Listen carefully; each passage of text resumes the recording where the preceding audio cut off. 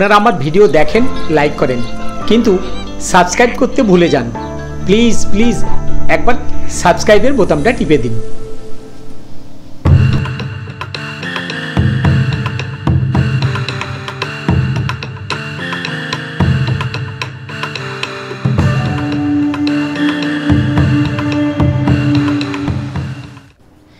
আমার এই ভিডিওটি দেখার পরে কেউ কিন্তু একবারের জন্য ভাববেন না যে আমি সর্প বিশারদ।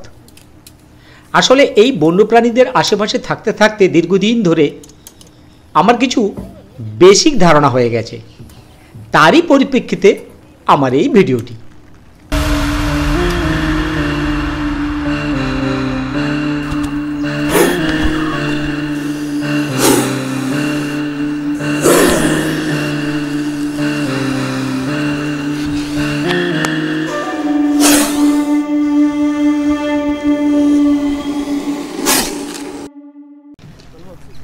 সুন্দরবনের ভিতরে অনেক ধরনের সাপ দেখা যায়, তার মধ্যে সবচেয়ে বিপজ্জনক সাপের নামটি হলো গোখরা।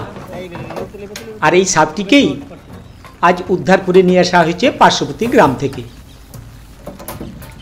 এর বৈজ্ঞানিক নামটা কি জানেন? বৈজ্ঞানিক নামটা হলো নাজা নাজা, ইংরেজি নাম ইন্ডিয়ান কোবরা। আবার অন্য নামগুলি হলো স্পেকটাকল কোবরা, এশিয়ান কোবরা বা বাইনোসোলেট কোবরা। বাংলাদেশের স্থানীয় নাম হলো খড়মপাইয়া বা খইয়া গোখরা। পশ্চিমবঙ্গে এই সাপকে গোখুরা বা গোখরে বলা হয়। পশ্চিমবঙ্গের পশ্চিমাঞ্চলে এই সাপকে বলা হয় খরিশ। এই সাপটি ভারতীয় উপমহাদেশের অন্যতম বিষধর সাপ। দক্ষিণ এশিয়ার বিস্তৃত জায়গা জুড়ে দেখা যায় বলে ইন্ডিয়ান কোবরা, স্পেকটাকল কোবরার স্থানীয় অনেক নাম আছে।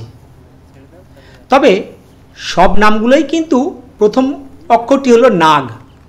এই নাগ থেকেই বিকৃতি হয়ে বা সম্পর্কিত হয়ে ডাকা হয়। আসলে এই সাপটা হলো সম্পূর্ণরূপেই ভারতীয় সাপ। একটা জিনিস খেয়াল করে দেখবেন, সাপের কামড়ে মৃত্যুর সময়টি সবচেয়ে বেশি হয় বর্ষাকালে।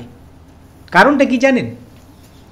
কারণটা হলো ভারতীয় কোবরারা বা গোখররা ডিম পাড়ে এপ্রিল থেকে জুলাই মাসের মধ্যে, সেই বর্ষাকালের মধ্যে। স্ত্রী সাপ সাধারণত ইঁদুরের গর্ত বা উই ঢিপিতেই 10 থেকে 30টা ডিম দেয় এবং ডিমগুলি 48 থেকে 69 দিন পরে ফুটে বাচ্চা হয়। বাচ্চাগুলি সাধারণত 20 থেকে 30 সেন্টিমিটারের দৈর্ঘ্য হয়। কিন্তু একটা জিনিস মনে রাখবেন, বাচ্চা হলেও কিন্তু জন্ম থেকেই কিন্তু এরা বিষধর হয়। আর এই গোখরো সাপটি গ্রামে প্রবেশ করার কারণটি ছিল ওই ডিম পাড়ার।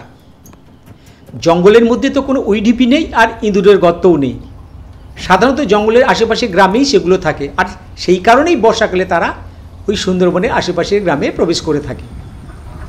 এই সাপটাকে নিয়ে সাধারণ মানুষের মনে প্রচণ্ড আতঙ্ক আছে। অবশ্য তার কারণও আছে। এই সাপ কামড়ালে খুব দ্রুততার সাথে চিকিৎসা না করালে মৃত্যু কিন্তু অনিবার্য। এবার এটাও ঠিক, এরা কিন্তু কোনো ভয় বা আঘাত না পেলে প্রতি আক্রমণ করে না সাধারণত। বন বিভাগের নিয়ম অনুযায়ী একে উদ্ধার করে নিয়ে আসার পর তার যথোপযুক্ত চিকিৎসা করে আবার তাকে তার নিজস্ব জায়গায় ফিরিয়ে দিতে হয়। আর আজকে তাই এই উপযুক্ত চিকিৎসা করে তাকে আবার তার নিজস্ব বাসস্থান সুন্দরবনের ভিতরে ছেড়ে দেওয়া হচ্ছে। আপনি কি জানেন, এদের কামড়ে প্রথমেই যেটা হয় শরীরের মধ্যে সেটা হলো শ্বাসকষ্ট বা কার্ডিয়াক অ্যারেস্টের মতন ঘটনা। বিষ উপাদানে এনজাইম অন্তর্ভুক্তির ফলে লাইসিস ঘটে এবং বিষ ছড়ানো খুব দ্রুত বৃদ্ধি পায়। দংশনের পরে 15 মিনিটের মধ্যে থেকে 2 ঘন্টার মধ্যে বিষক্রিয়া প্রচণ্ডভাবে শুরু হয়ে যায় এবং সঠিক সময় যদি চিকিৎসাটি না করা হয় তার শরীরে বিভিন্ন লক্ষণ প্রকাশিত হয় এবং আস্তে আস্তে সে মৃত্যুর কোলে ঢলে পড়ে।